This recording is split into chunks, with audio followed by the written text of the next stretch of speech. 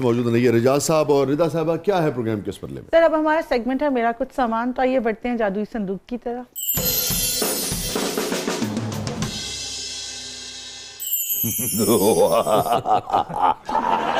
जादूगर बन गए। बिल्कुल। कबूतर निकालेंगे? नहीं, हाँ। इस बार इस संदूक से मैं भूल गया हूं क्या निकालना है। कुछ ना कुछ निकालूंगा। मेरा मतलब कि इस बार संदूक से मच्छर निकले और आपको डेंगू भी नहीं होगा। एक मिनट, जगह लेने दो। अब उठाओ।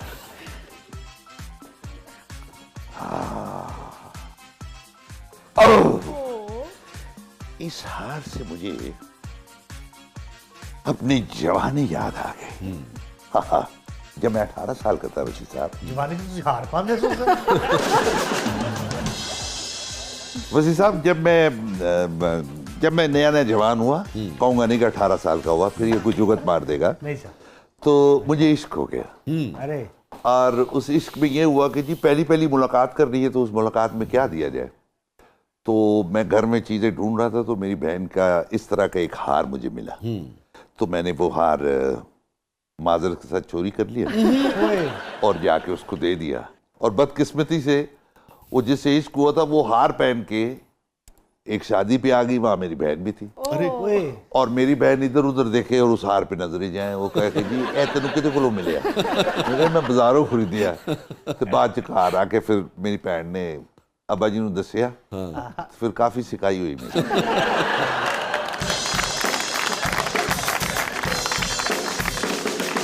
कोयटा का वाकया। ਇਹ ਕੋਇਟਾ ਦਾ ਵਾਕਿਆ ਤੇ ਉਹ ਤੋਹਫਾ ਫਿਰ ਗੱਲ ਪੈ ਆਇਆ ਤੇ ਹੁਣ ਇਹਨੂੰ ਰੱਖ ਦਿੰਦੇ ਆ, ਗੱਲ 'ਚ ਨਹੀਂ ਪਾਉਂਦੇ। तो फिर उनसे आपकी शादी हुई कि नहीं हुई? बस इश्क हुआ? ये कुछ अलमियत थे उस दौर में, इश्क होते थे। अच्छा। सिंसियरिटी नहीं थी मेरी तरफ से। तो बहुत हर जाइए आदमी आप। नहीं हाँ।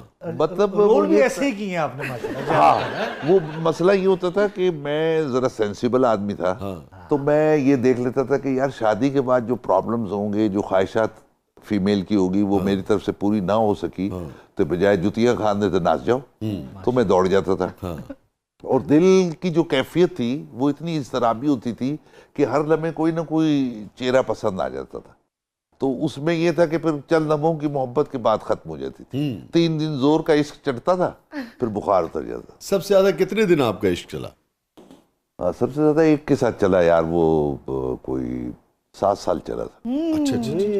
तो उस 7 साल का भी अंजाम बड़ा बुरा था कि अब्बा जी कोयटा में बीमार हो गए और मैं उसको बताए बगैर यहाँ से चला गया। और वहाँ जाके जब वेक्टर बन के मैं वापस आया, तो वो 3 बच्चों के साथ गली में खड़ी थी। और उसको देख के तो सिवाय आह भरने के मैं कुछ भी ना कर सका। आज भी मुलाकात होती है तो दूर से देख के मैं फिर वो रास्ता चेंज कर देता हूँ कि नहीं यार, इस रास्ते पे नहीं जाना। और बेगम साहबा को बताया आपने? आज पता लगे? हाँ, बेगम साहबा को पता है। और अल्लाह का इतना शुक्र है, इतनी अच्छी नेचर की और इतनी अच्छी बीवी मिली। वो माशाल्लाह बट कश्मीरी हैं, तो बहुत अच्छी लाइफ पार्टनर है। उस जिंदगी के दिन बड़े अच्छे गुजर रहे। कभी ताना वाना नहीं मिलता साहब? नहीं। अच्छा। वो उनको समझ आ गई कि शादी के बाद सीधा हो गया। अच्छा। हालांकि सीधा नहीं होना। तो इसका मतलब आपने अरेंज मैरिज की थी? हाँ बिल्कुल। ये आप आज के दौर में मेरी माँ ने पसंद किया, रिश्ता हुआ, मैंने ना उनको देखा ना उनसे बात की। और मैंने माँ से ये कहा था कि मैं कहा माँ तेरा एडा रंगीन मिजाज मुंडा कितने माठी हुई तो मैं दौड़ जाऊंगा शादी हाल तो। लेकिन जब वो माशाल्लाह एंटर हुई तो मैंने कहा यार मेरी माँ की चॉइस अच्छी है। अच्छा। वाह। नहीं, अल्लाह ताला आपको खुश रखे। तो अभी आपने अपने साबका माशके का बताया, तो अगर आपकी वाइफ की भी कोई ऐसी बात आए तो? होए होए होए अल्लाह होए खैर होए। क्या बेटा की है ना आज भी नस्ल जड़ी है ना, तो सवालात देखो यार। नहीं, मैं बिल्कुल माइंड नहीं करूंगा। देखो वो भी मेरी तरह के इंसान है।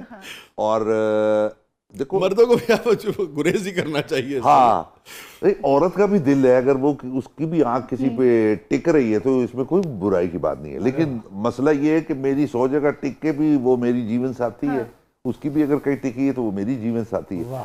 तो मैं शाह साहब जब शादी हुई तो मैं ना अपना मोबाइल घर छोड़ के शूटिंगों पे चला जाता था।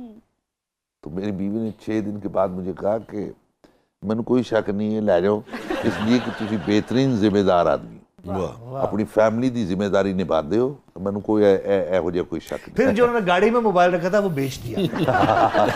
ये कहानी के सिवा कुछ नहीं।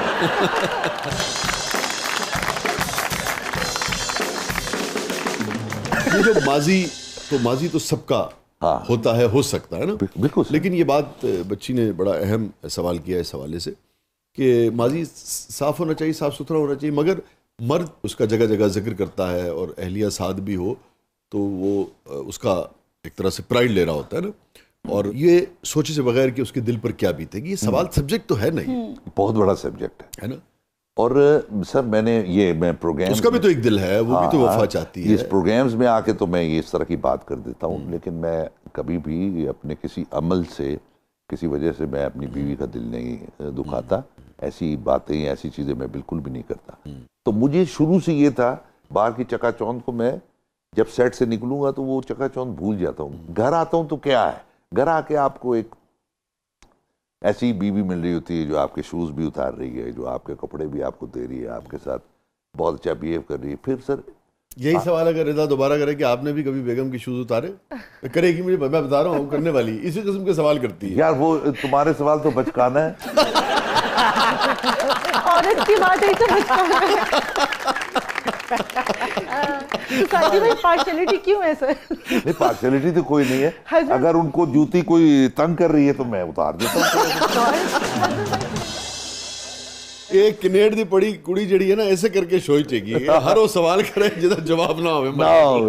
नहीं, देखो दोनों तरफ से अगर बीवी आपके साथ बहुत अच्छी जा रही है तो एक समझदार मर्द जो घर को चलाना चाहता है, जो घर को बसाना चाहता है, घर में खुशियां देखना चाहता है, तो फिर वो अपने तौर तरीके उसके साथ चेंज कर देता है। अच्छा, मेरी बचपन से आज तक घर में मेरी कभी शिकायत नहीं की, और मेरी माँ, मेरे वालिद, मेरे बहन भाई, वो सब इस बात पे हमेशा खुश होते थे कि यार ये घर में ना इसकी कोई शिकायत नहीं आती। तो तय हुआ कि ना भी चुभ रही होगी तो उतार देंगे। हाँ, उतार दूंगा, कोई इसमें कोई हार्ड फीलिंग है। या कोई ऐसी हरकत हो जाए तो भाभी खुद उतार देंगे। नहीं, बात तो ये है ना, वो नौबत नहीं आने देता ना मैं कि जुती उतरे।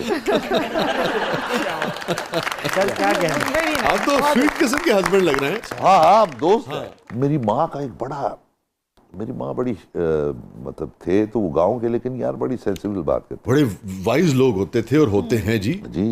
उन्होंने मुझे कहा कि मैं एक इश्क में गिरफ्तार था, तो उन्होंने मुझे सिर्फ एक चीज समझाई। उन्होंने कहा, पुत्र बीवी हो जिन्नू तेरी पै जाए, बीवी हो नहीं जिदी तेनू पै जाए। ये बात मेरे ज़हन में ऐसी आई कि मैं कहा बस बीवी जिन्हों मेरी पै जाए तो उन्होंने मेरी पई रहती है। अच्छा, तो आप मोहब्बत से देखते हैं तो वो शर्मा जाती है। हाँ, आज भी। और कभी खफगी से एक दूसरे को देखें दोनों? खफगी से देखने से ये होता है कि जब उसको गुस्सा आता है तो मैं चुप करके बाहर निकल जाता हूँ।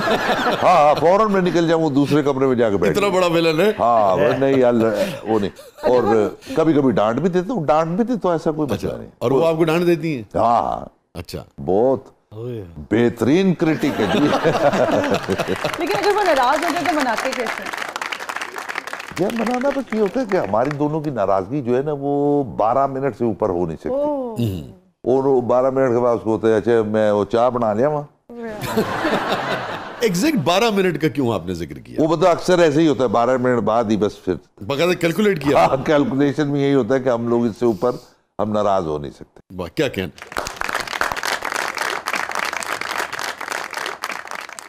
आपके भाई थे ना रियाज साहब? रियाज साहब। और रियाज साहब बड़े थे? रियाज साहब मुझसे कोई 14 साल बड़े थे। 14 साल बड़े थे। सलामत अली खान साहब? सलामत अली खान साहब जो है वो मुझसे 16 साल बड़े थे। 16 साल बड़े? 16 साल। माशाल्लाह। और आप सबसे छोटे हैं? नहीं, मुझसे छोटा एक और। टोटल कितने भाई हैं? हम यार 7 भाई थे, जिसमें से हम 3 रह गए।